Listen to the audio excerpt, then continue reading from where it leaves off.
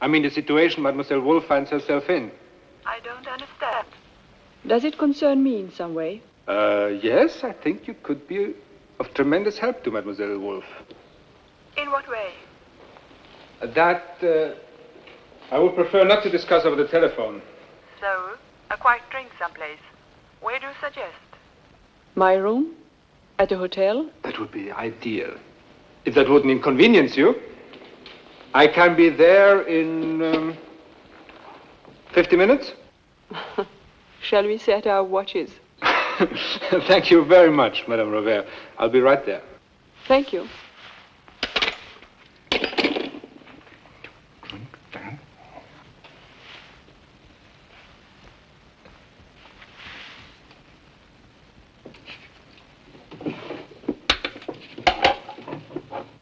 What I'm about to propose to you is bizarre, grotesque, but I'm sure you will understand it. Because of your likeness to my wife, there's a great injustice you can help correct and incidentally benefit yourself. My wife died rich, although she never knew that.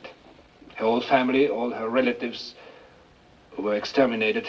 I know it's horrible. Everything they owned, and collectively it's enormous, went to Michel. But unfortunately, we were married under the regime of separate maintenance. So all the property goes to her stepdaughter, Fabienne. Or rather, it should go to Fabienne. There's trouble about the money. Isn't there always? Yes. A barbaric, archaic law in France about property goes back to Napoleon. Says that a person whose remains are not identified is not considered dead, but absent. If the remains were not identified, can you be absolutely sure? We are sure. Can you see any reason for her not returning except death? She is dead. But still there's this law, this technicality.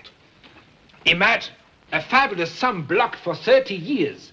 Go on. A large capital within arm's reach without being able to touch it. It's madness, don't you agree? And what's more, we have to keep up a house. Her house. It's very expensive. We cannot afford it and we cannot sell it.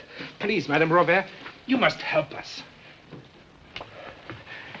If you would agree to pass for my wife for a short while, a comparatively short while, believe me, your resemblance is really startling.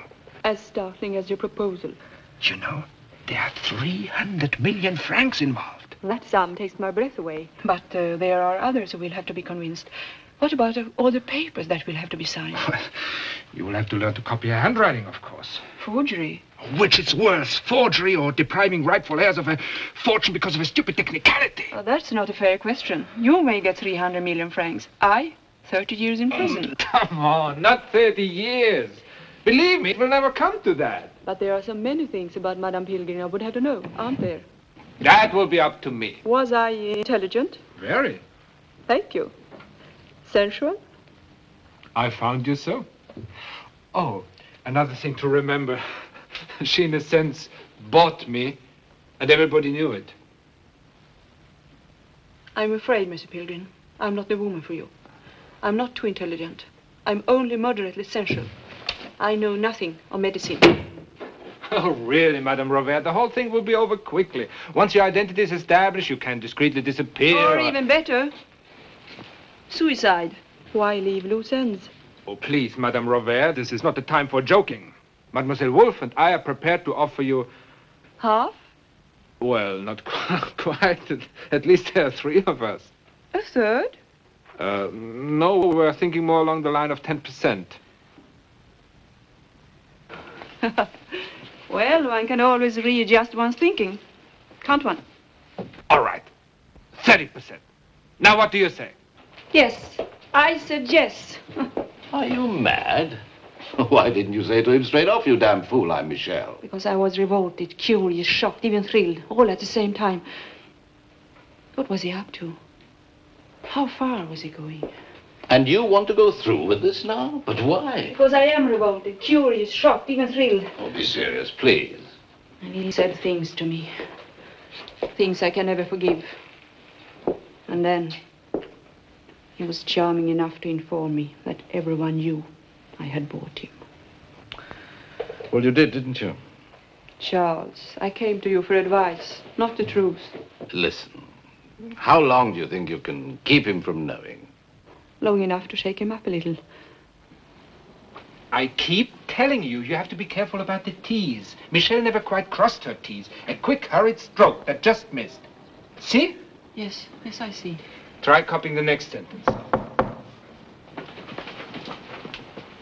I don't want anyone to see us together yet. Dan! What are you doing here? I should have telephoned first, but I didn't think of it. I don't think of a lot of things. Madame Robert, I'm Fabienne Wolf. Oh. What have I done to deserve such a beautiful daughter? Ugh, I hate my looks. Or anything very much about me. Oh, well, I know that feeling. Nevertheless, you are beautiful. Oh, I've forgotten my cigarettes. Oh. Please. Thank you. I like to light my own. Oh. I make you uncomfortable? It's an uncomfortable situation. I'm sorry. I am uncomfortable, too. You have to do better than that. My mother, they tell me, had poise. Unshakable poise at all times. But tell me, isn't it important for me to know the relationship between Michelle and her stepdaughter? You and Michelle were not on good terms? Not on good terms, not on bad terms. Not on any terms at all, really. Did you hate her? No. You have to know people to hate them, and Michelle never paid enough attention to me for me to hate her. She gave me less than nothing. How long are you and Madame Revere going to work today? I don't know. We're going to have a chess session. Will you be home for dinner? I don't know. Will you? I don't know. Vagueness runs in the family. I'm going to go to the cinema. There's a marvelous Western on at the Normandy. It's one of those where hardly anyone's alive at the end. I love those. Goodbye. Goodbye, Mother. Goodbye, Fabi. Not the best adjusted young girl you have met, is she? I think Michelle has much to reproach herself for. Still, she's quite brilliant. This impersonation was her idea, you know. Oh, I've forgotten. Yesterday, she said you must have numbers tattooed on the forearm. You know? Everyone who came back had them. Oh, it's quite all right. I thought of it before she did.